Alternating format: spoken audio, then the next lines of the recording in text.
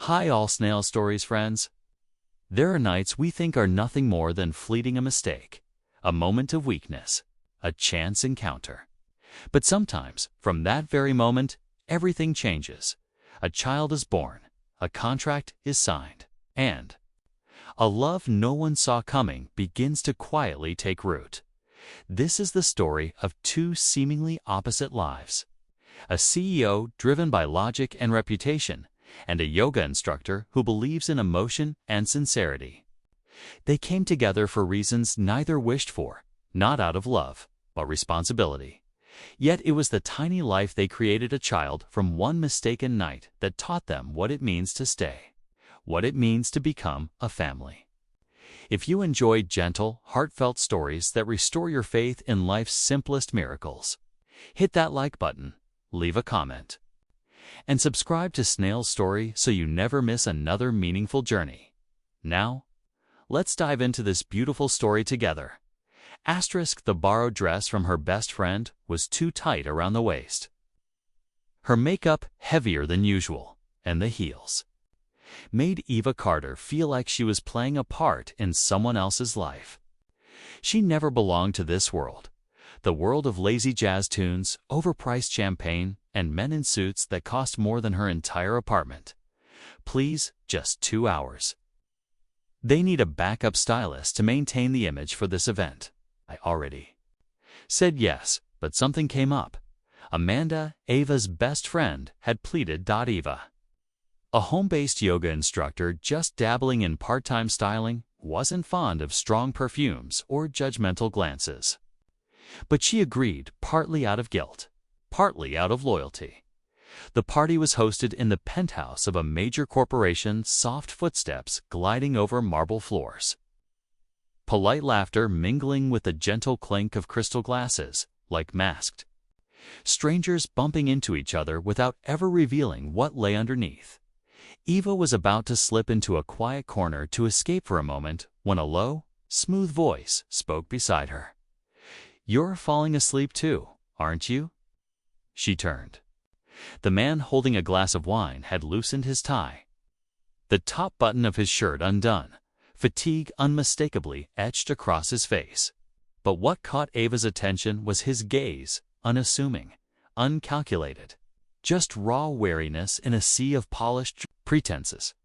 "I thought I was the only bored one here," she replied, surprised at herself for even engaging. He chuckled softly, a slight tilt to his smile. Nicholas, Eva. They didn't ask each other what they did, where they came from, or why they were there. Maybe because neither wanted to hold up the mask any longer than necessary.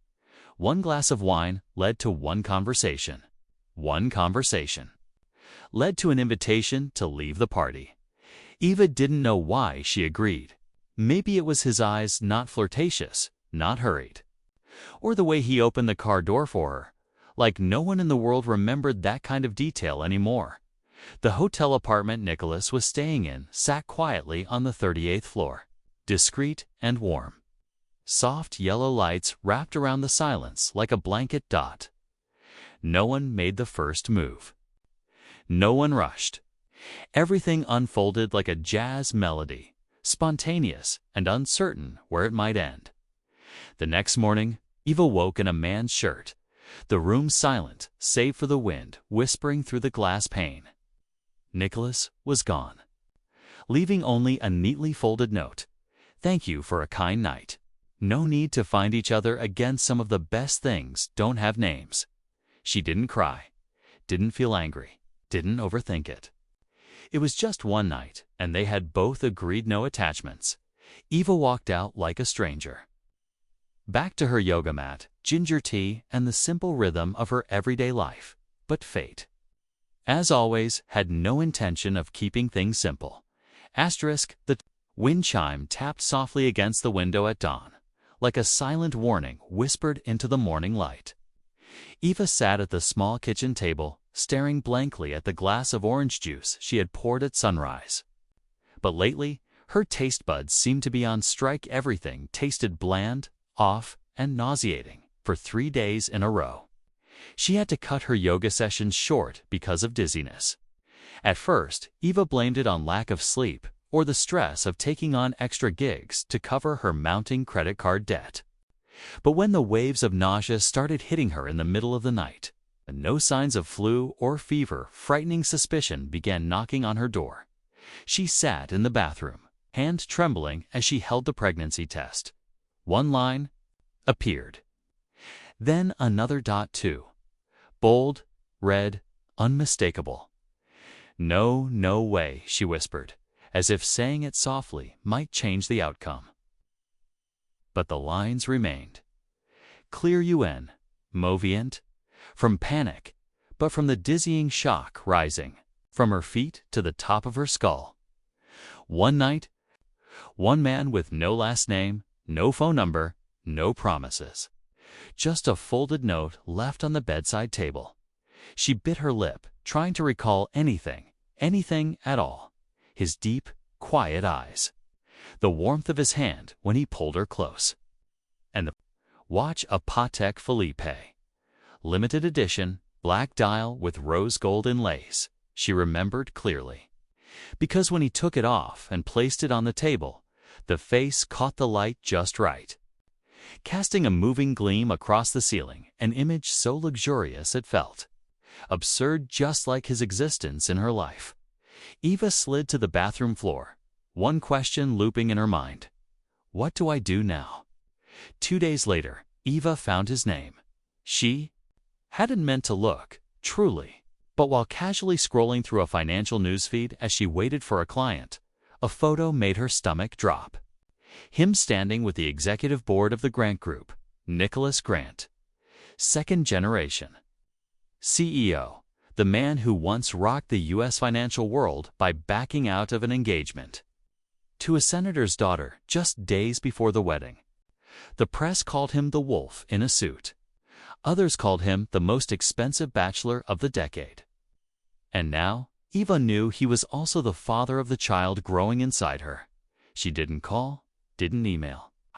She knew who she was. Yoga instructor living off hourly gigs, a part-time stylist still paying off student loans. A nobody with no place in Nicholas Grant's world. But the baby was real. A life, something too important to ignore just because of the space between their social classes. It took Eva a week to write the letter, not to demand anything, just to inform. She poured every ounce of honesty into it.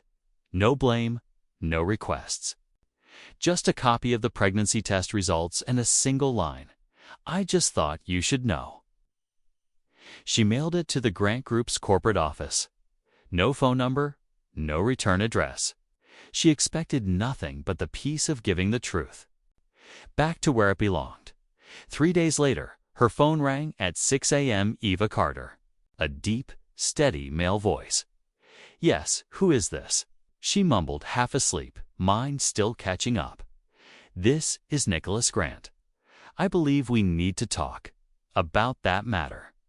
The words "that matter" landed on her chest like a cinder. "Block dot," she said nothing. He continued, calm and measured, as if delivering a boardroom briefing. "You're carrying my child, and we need to handle this in a way that protects the child's future and my reputation." The meeting took place in a sleek cafe just a few blocks from the Grant Group headquarters. But amid tailored suits and cappuccinos frothed to perfection, Eva felt like a stray hyphen in the middle of a polished novel. Nicholas Grant walked in precisely on time, not a minute early. Dressed in a black suit and a deep navy tie, he was so perfectly put together and cold that the air seemed to freeze around him. He didn't offer a handshake. Didn't ask how she was. Instead, he opened his briefcase, pulled out a thin folder, and placed it in front of her. "This is the contract," he said, his voice as clinical as a boardroom strategy session. "We'll be legally married for the duration of your pregnancy. During that time, I'll cover all medical expenses, housing, security, and anything else you need. After the child is born and reaches 3 months of age, we'll divorce." Eva looked at the pristine pages filled with terms so sharp they could cut. Her name and his were already typed on the very first line. "Why 3 months after the birth?" she asked, calmer than her heartbeat. "Because the first 3 months post-delivery are sensitive in the media. I need to maintain a stable public image to avoid jeopardizing our IPO. After that, we can separate quietly, without controversy." He paused, then added, "I'll make sure you and the child lack nothing." The man sitting across from her both, the father of her unborn child and a businessman making a marriage proposal like an investment deal. Eva picked up the contract, scanning its sterile language. Every clause was airtight. Financial support, no interference in personal affairs, no inheritance rights. Everything was spelled out, leaving no room for emotion. "Do you want a paternity test?" she asked softly. Nicholas looked straight at her. "No. That child, I know it's mine." In that brief moment, for the first time since that morning, his eyes weren't cold, just tired. The wedding took place 3 weeks later. A private ceremony, but just public enough to earn a few lines. In the financial press, Nicholas Grant quietly marries a home-based yoga instructor, avoiding the glare of celebrity gossip. Secret romance or savvy PR move? She wore a white dress picked out by his assistant. He stood beside her like a sculpture programmed to smile just enough, nod at the right times, and never, ever touch. The ring on her finger was cold as ice. And so was his smile. They moved into a private estate on the city's outskirts, a gated home with hourly staff, a private physician, and a driver on standby 24/7. Nicholas wasn't there often. Meetings, shareholders, clients in New York and Tokyo filled his schedule. His visits were always preceded by a brief message. "I'll be dropping by tonight. We need to discuss a few matters." Eva learned to live alone in the 3-story house. She taught virtual yoga classes a few days a week, took prenatal courses, read baby care books, and let time pass. Sometimes they had dinner together, quiet, detached, like two tenants sharing a house with nothing in common except the child in her womb. But there were moments, brief, silent glimpses, when Eva would find Nicholas standing on the balcony at midnight, a glass of whiskey in hand, eyes staring into the ink-black sky. She wanted to ask what he was thinking, but she didn't, because between them was a contract. Once, as she was folding newborn clothes, Nicholas walked by and stopped. He picked up a tiny pair of cream-colored socks, held them in his palm, and stayed quiet for a long time. "Are you okay?" she asked gently. Nicholas didn't answer. He only nodded slightly and walked away. But Eva saw the red in his eyes. Maybe. Somewhere behind that rigid exterior, there was a fragile part still trembling in silence. She couldn't be sure, and she didn't dare assume. All she knew was they were husband and wife, at least on paper. But the child growing inside her, that was real. And the day that child entered the world would be the day the terms of their contract must be fulfilled or forever rewritten. The lakeside estate had been chosen for its absolute privacy. No reporters lurking, no nosy neighbors, no curious eyes. But to Eva, it felt more like a glass house, quiet, sealed off, and starved of emotional oxygen. Every morning she woke before anyone else, brewed herself a cup of ginger tea, and sat on the second-floor balcony watching sunlight sweep across the lake. Sometimes Nicholas was already gone by the time she opened her eyes. Other times he stayed the night, but breakfast never included more than a few sparse updates. "I'll be in New York for 3 days. The doctor check on your nutrition plan. If you need anything else, message my assistant." Between them, it was always fragmented dialogue. No one was wrong, but no one was truly present either. By the 18th week of pregnancy, Eva began to feel the baby move for the first time. She was sitting in the living room, clutching a breathing exercise book, when something delicate fluttered inside her belly. She jolted, then laughed, then cried. It wasn't just a sensation, it was a tiny life reaching out, saying hello. She didn't leave her room the rest of the day. Nicholas returned home a little after 10 p.m. He moved quietly through the kitchen, poured himself a glass of water, and was heading upstairs when he noticed her curled up in the dark living room, arms wrapped around her stomach. "What's wrong?" he asked, stepping closer. Eva wiped her face and tried to smile. It kicked for the first time. Nicholas froze, not because of the news, but because of the way she said it, like someone holding on to a beautiful moment alone, not expecting anyone, not even the father, to share it. He sat down across from her, a little awkward. "Did it hurt?" Eva shook her head. "No, just strange, like someone knocking from the inside." Nicholas let out a soft chuckle, a rare sound.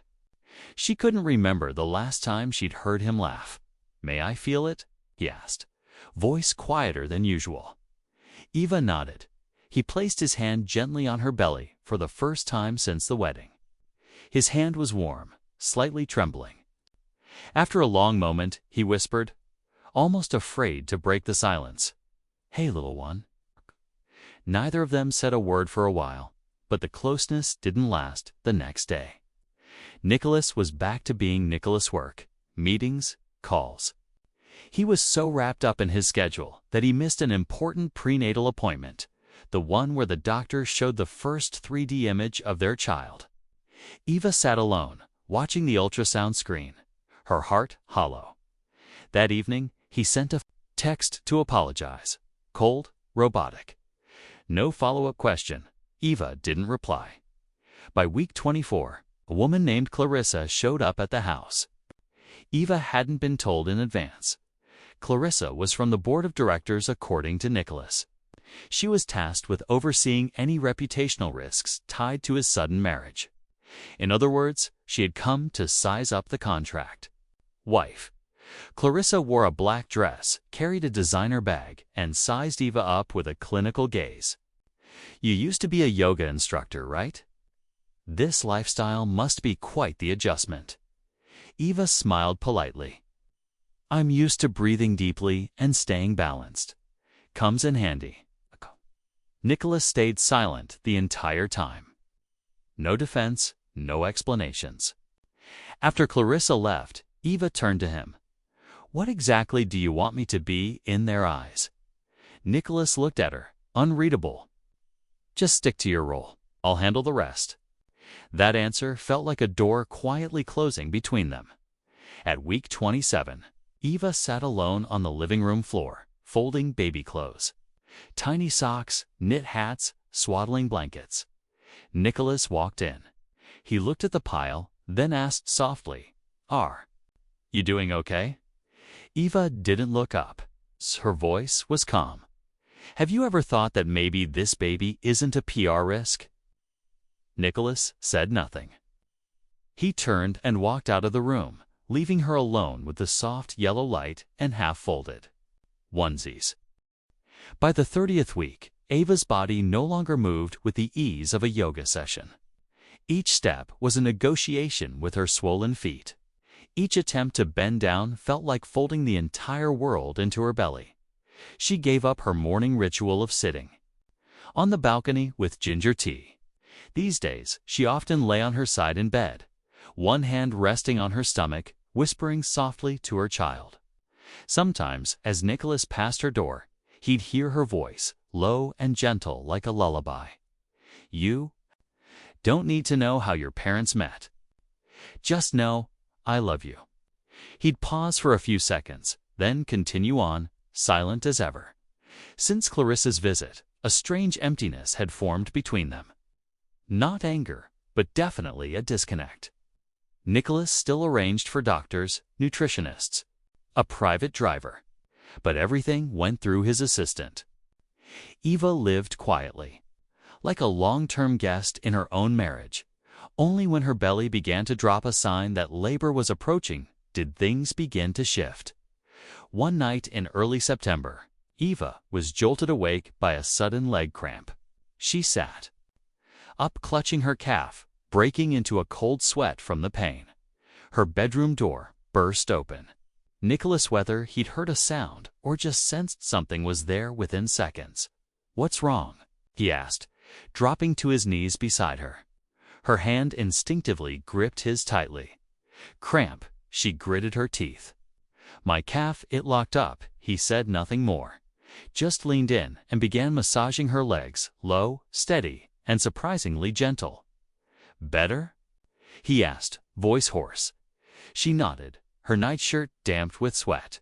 Nicholas stood, but instead of walking out like he usually did, he crossed the room, fetched her water and a warm towel, then sat quietly beside the bed. "If something happens, again, don't keep it to yourself," he said. Not looking at her, Eva looked at him, not the cold CEO, not the man who signed a marriage contract, but just a man trying, clumsily, to be present. "Thank you," she whispered. The next morning, Eva woke up to something unprecedented. Nicholas had made breakfast. Not much, just boiled eggs, toast, and a glass of almond milk she liked. "It's nothing fancy," he said, noticing her surprised expression. "I just thought maybe I should do something kind, instead of letting you eat alone all day." Eva smiled, softly but genuinely. Since the day those two pink lines appeared, this was the first time the house felt warm. They began to talk more. Nothing deep, nothing dramatic, but enough to feel each other. Nicholas asked about Eva, told him about her very first class, about an elderly student who couldn't bend but smiled every time she took a deep breath. Eva asked about his college years. He shared stories of sleepless nights building design projects, and the first time he lost money because he trusted the wrong friend. She saw the soft corners of him the world never got to see, and he saw that. Beneath her gentle surface, she wasn't fragile. She was a woman strong enough to carry a child, to endure a contract marriage with a cold husband, and still smile every morning. One rainy afternoon, they sat together in the living room watching a 4D ultrasound the doctor had emailed. Eva stared at the image of their baby sucking its thumb, the faint curve of a smile on its lips. For the first time, Nicholas let out a full, unguarded laugh. "He's got your dimples," he said. Eva laughed back. "No, he doesn't. He looks like you. I've seen your baby pictures." Nicholas turned to her, eyes softer than she'd ever seen. Something passed between them, no label, no definition, but real. That night, Nicholas knocked on her door. Not for any pressing matter, just to say, "You should have a say in the baby's name." Eva smiled. "You choose. I'll love any name as long as you choose it with your heart." Nicholas didn't respond, but he stood there for a long while, as if trying to figure out where his heart truly was. That evening, the sky broke open with a torrential downpour. Lightning slashed across the villa's glass windows, casting jagged shadows on the walls like ghostly claw marks. Eva stirred in her heavy sleep, one hand instinctively resting on her belly. A dull ache crept from her lower back down to her legs, sharp enough to send a chill through her bones. She winced, thinking it was just another cramp. But when the pain came back, sharper, deeper, relentless, she sat up, drenched in cold sweat. "Something's wrong," a voice in her gut whispered. She called her private doctor. After hearing her symptoms, the doctor didn't hesitate. It might be preterm labor, calling an ambulance. Stay calm. Nicholas was at the office when his driver called. "Ms. Eva is on the way to the hospital, sir. It seems like early labor." He dropped his pen, didn't grab his coat, didn't say a word. He simply walked out of the boardroom, leaving behind a row of stunned faces. By the time Nicholas arrived at the hospital, Eva had already been rushed into the emergency room. He wasn't allowed in. He could only wait outside. Fists clenched so tightly that his knuckles turned white. A nurse came out, her scrub stained faintly with blood. "We're trying to keep both mother and baby stable. Her blood pressure has dropped. We may need to perform an emergency C-section." Nicholas nodded, but his throat tightened like a noose. He had never felt so powerless in every meeting. Every deal, every multi-million-dollar contract, he was the man in control. But now, the woman who had lived under his roof for months, the one who had smiled so gently, even as she was labeled a contract wife, was lying behind sterile doors, carrying both their futures inside her, and he could do nothing. And that's when Nicholas Grant realized he didn't want to lose her. Not just because of the baby, but because of her. The surgery took just over an hour, but for Nicholas, it felt like a lifetime. When the operating room doors finally swung open, he shot to his feet. "Both are safe," the doctor said, pulling off his mask. "Your son weighs 6.2 pounds, a little underweight, but stable, and the mother, incredibly strong." Nicholas bowed his head in silent thanks. But his heart had long outrun reason. He wandered to the newborn viewing window. Dozens of tiny babies lay in their bassinets, but he recognized his son instantly. Tiny hands twitching like dragonfly wings. Half-closed eyes, just like Ava's. Nicholas had never seen anything more beautiful, or felt so small. When Eva woke, she was still groggy, the world around her a blur of soft lighting and the steady beep of heart monitors. But warmer than any blanket was a hand holding hers. Nicholas sat beside her. No tie, hair a mess. Eyes red from what was clearly a sleepless night. "The baby's okay. You're okay. Thank you for not giving up." Eva smiled weakly. "Did you cry?" He hesitated, then chuckled, breathy and low. "No, I just learned how to breathe with my heart instead of my lungs." Eva didn't quite understand, but she felt that something inside him had shifted. He wasn't the man who'd handed her a marriage contract in a cafe anymore, nor just a husband on paper. 3 days later, they went home. Nicholas carried their son out of the hospital himself, one arm cradling the car seat, the other shielding the baby from the wind. Eva watched him and felt something strange rise inside. Her part gratitude, part vulnerability. At their first dinner home as a family, Nicholas asked, "Have you thought of a name yet?" Eva blinked. "I thought you'd pick one." He shook his head, eyes never leaving the baby. "I think if he inherits your heart, that's worth more than any legacy I can leave him." She didn't respond, but her tears fell quietly. That night, as Eva breastfed their son, Nicholas walked past her room. Man stopped. Not wanting to intrude, he stayed by the door, watching the golden lamplight spill over her hair and the small, sleeping form nestled at her chest. His voice came softly, like a breeze. "I never thought a moment like this could feel so peaceful." Eva looked up. She didn't say anything, just smiled, then looked down at their son. They held each other's gaze for a few seconds, just long enough for something unnamed to drift into the space between them. Not quite love, not yet devotion, but maybe the beginning of something neither of them dared to name.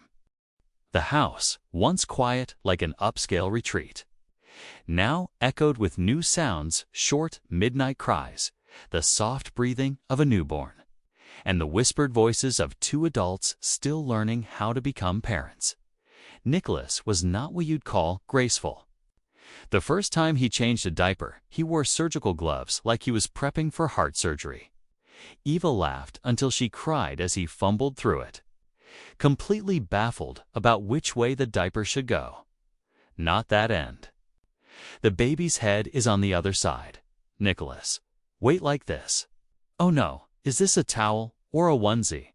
She burst into laughter, and for the first time he laughed, too unguarded, real. And yet Nicholas was persistent. He read every baby care book his assistant brought home, practiced how to hold the baby without letting his head flop, memorized feeding cycles and nap patterns. He may have signed a marriage contract, like it was a business deal, but when it came to holding his child, every move was made with quiet sincerity. One night, Eva woke with a start to find the crib empty.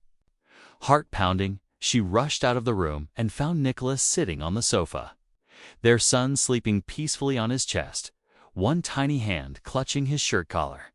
He had gas. Nicholas whispered, "Careful not to wake the baby." I walked him around a bit to help him settle.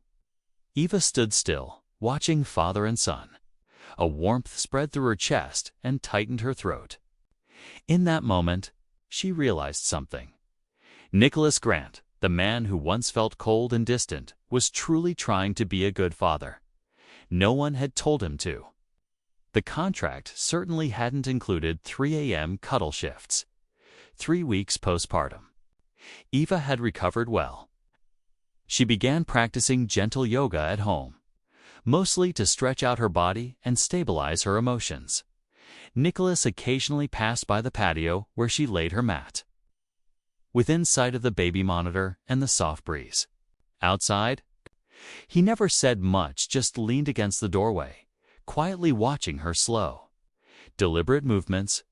One day, as she rolled up her mat, he asked, "Have you thought about going back to work? I mean teaching yoga again?"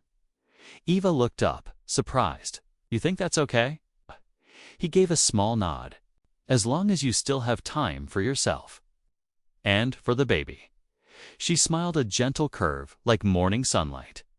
For the first time, Nicholas had called their son the baby with natural affection. No stiffness, just closeness. When Liam turned 1 month old, Eva wanted to mark the milestone in her own quiet way. No parties, no guests. Just a warm dinner in the kitchen with her mother's old chicken soup recipe, the one she remembered from childhood. She called her mom and invited her over. Her mother arrived with a soft gray cloth, a small hand-stitched L in the corner. "This is the swaddle I made for you when you were born," her mother said, placing it in Eva's hand. "Now it's time to pass it to Liam." Nicholas said nothing, simply watched the two women in the kitchen. He wasn't used to such intimacy, such casual tenderness, but there was something about Eva's gentle smile that made him want to stay in that moment a little longer. Later that night, after everyone had gone to bed, Nicholas opened a drawer and pulled out a small photo frame. Inside were the first ultrasound, a picture of Eva holding Liam in the hospital, and the baby's birth certificate. He placed it carefully on the mantel above where Liam usually slept. Eva noticed. She walked over, eyes widening slightly when she read the full name, Liam Carter Grant. She turned to him. "You added my last name." Nicholas nodded gently. "I thought his name should reflect both of the people who brought him into this world." Eva didn't say a word, but in the way she looked at him there was, for the first time, a softness that was entirely new. 3 months. The contract had spelled it out clearly. After 90 days from the baby's birth, Eva would be free to leave, no strings attached. And Nicholas, as promised, would not interfere. But just days before the 90-day mark, Clarissa, the woman who had once arrived at the villa to manage public image, returned. This time, she wasn't just a PR consultant. She now represented a faction of opposing shareholders within the corporation. Did you think I wouldn't find out? A rushed marriage, a conveniently timed baby, followed by a clean 3-month silence. It's all too perfect. A contract marriage, sloppy enough to leave a paper trail. She pulled a file from her designer handbag. Inside was a scanned copy of the prenuptial agreement, something Nicholas had thought was securely buried. "If you don't finalize the divorce by the deadline, I'll leak this to the financial press and the board. Let's see how far, Grant."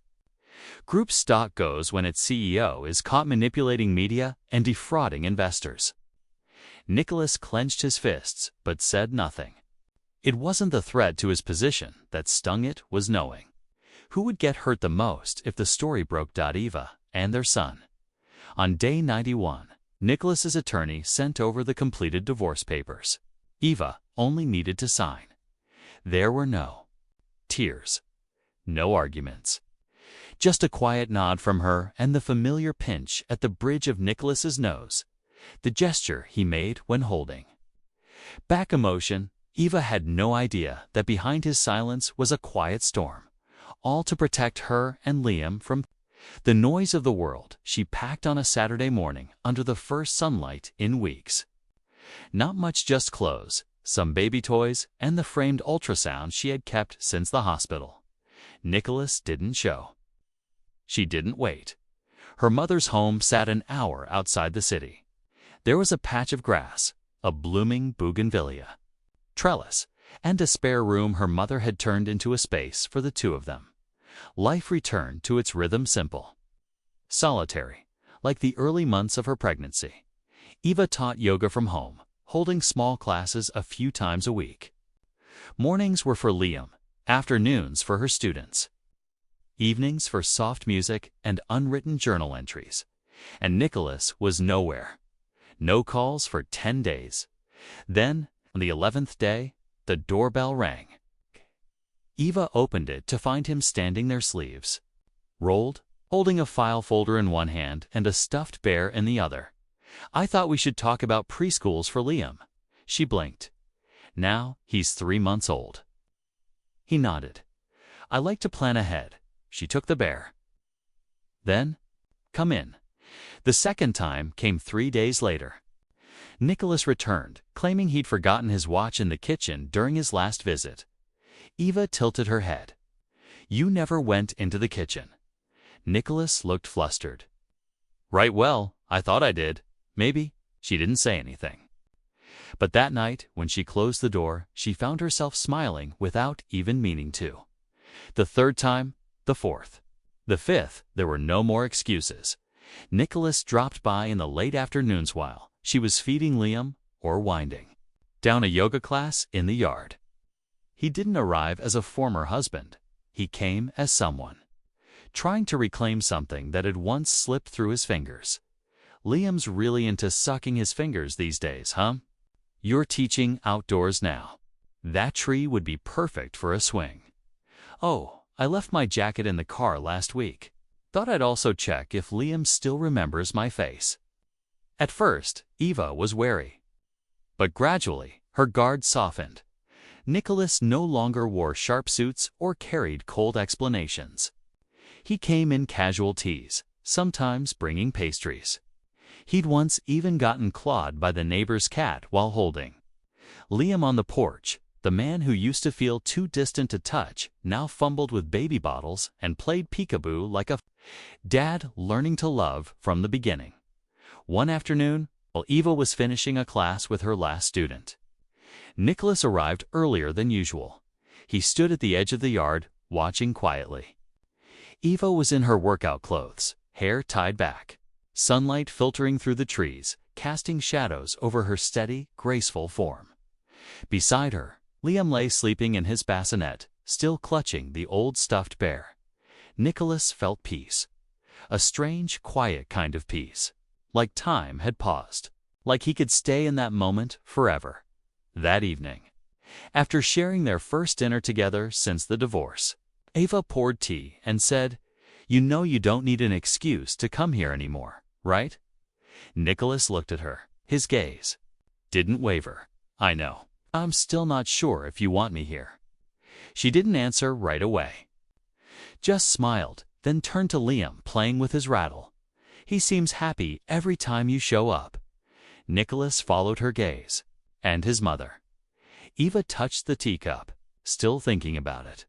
Nicholas nodded, but deep down, he knew if she was still thinking instead of shutting the door completely, then maybe he still had a chance not written into any contract, but the only one that truly mattered.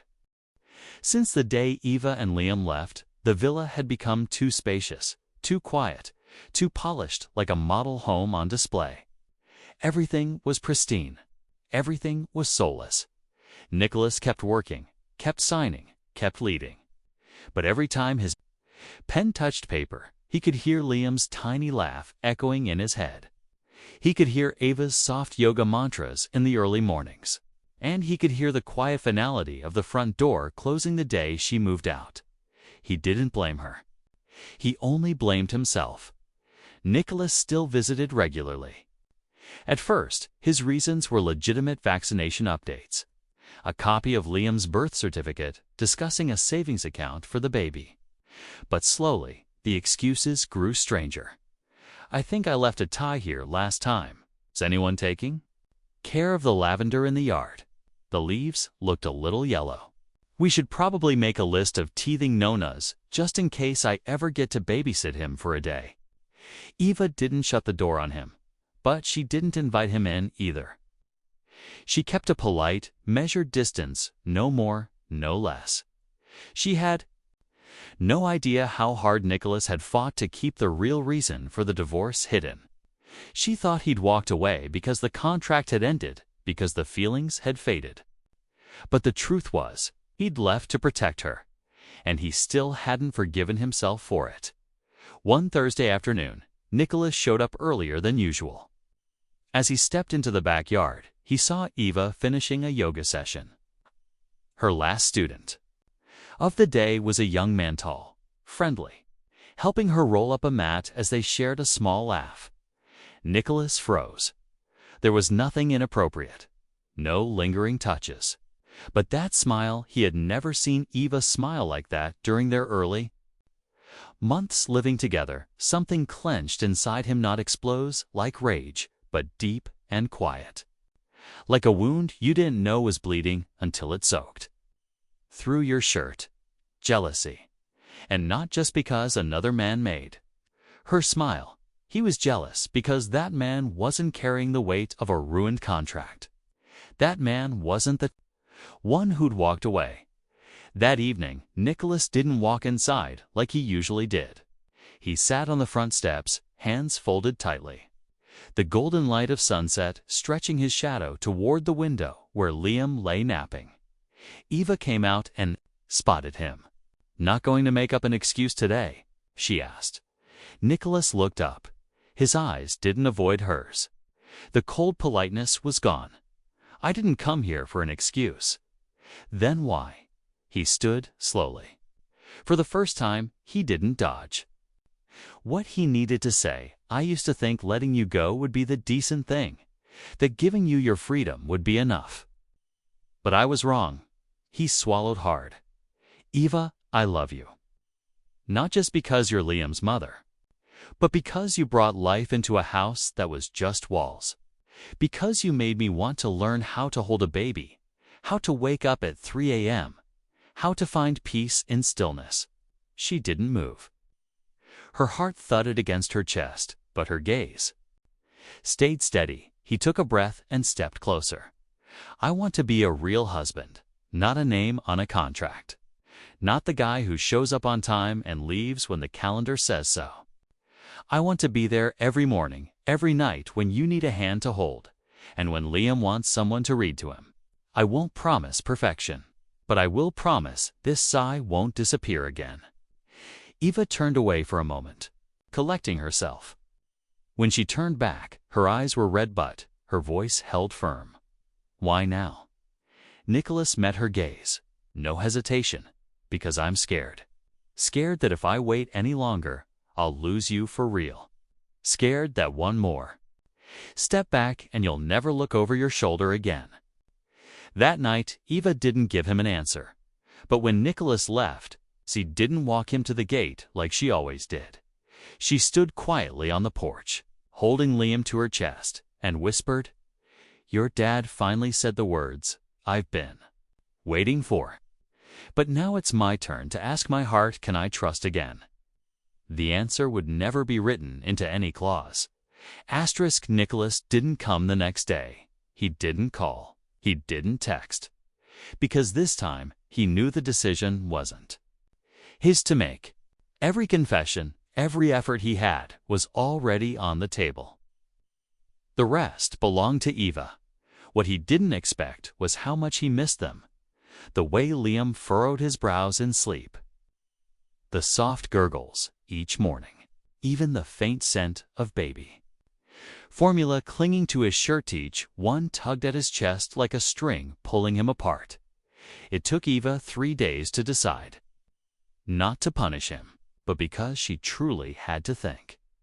Her heart had once been pushed away, had turned cold, had thought it was held only to be let go again.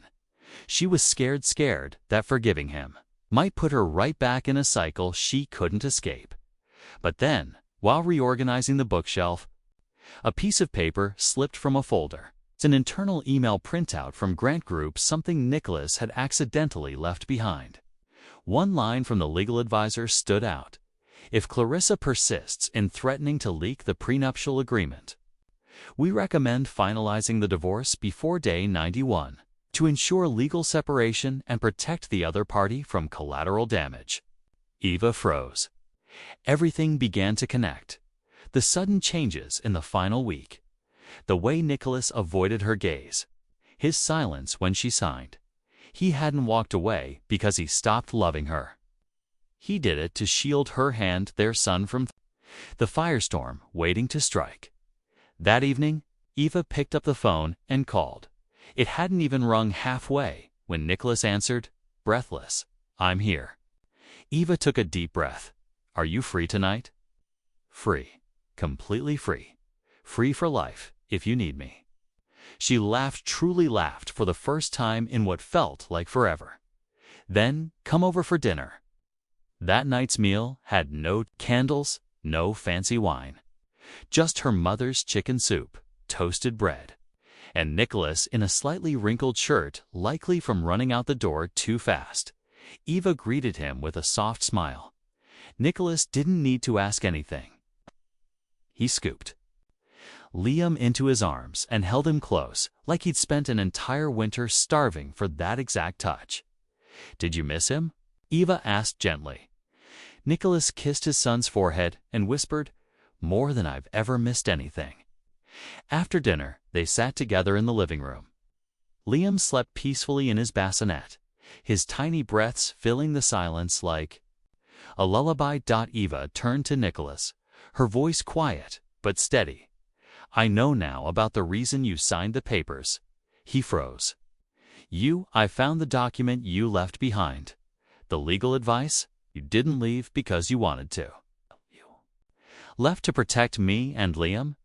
Nicholas exhaled slowly. "I never planned to tell you. Because if you stayed, I wanted it to be because you wanted to. Not out of gratitude." Eva didn't respond right away. But her eyes were different now. "Then let me say this. If I choose to stay, it's because I truly want to." Nicholas reached into his pocket and pulled out a small velvet box, not elaborate. Just soft gray. Inside was a simple band, engraved with 5 words. No terms. Just love. He met her gaze, voice unwavering. "Be my wife this time, not by contract, but by heart." Eva wrapped her fingers around his. "Be my husband this time, not for appearances, but to keep a promise. Can you do that?" Nicholas nodded. "I've been ready since the first time I held Liam." Their second wedding took place in Eva's mother's backyard, the same yard that had once been a yoga class, a quiet refuge, the place Nicholas had sat and silently watched from a distance. Now, it became the beginning of something new. There was no deadline, no fine print, no question of when it will end. Liam slept soundly in his grandparents' arms as Nicholas and Eva stood beneath the bougainvillea arch and exchanged vows, simple, unpolished, and finally true. Not because of one night, not just for a child, but because we are a family. And that's a wrap on today's story. What about you? We'd love to hear your thoughts after listening to One Night with a CEO, a yoga girl, and an unexpected baby, a marriage contract that changed everything. Do you believe in seemingly random encounters that turn out to be fate in disguise? Don't forget to rate this video on a scale of 1 to 10. How would you score this story? And if you enjoy heartfelt, tender stories that touch your soul each day, be sure to hit that subscribe button and join the Snail Story family so we can continue sharing these beautiful journeys together. Thank you for listening. Wishing you a soft, peaceful day ahead.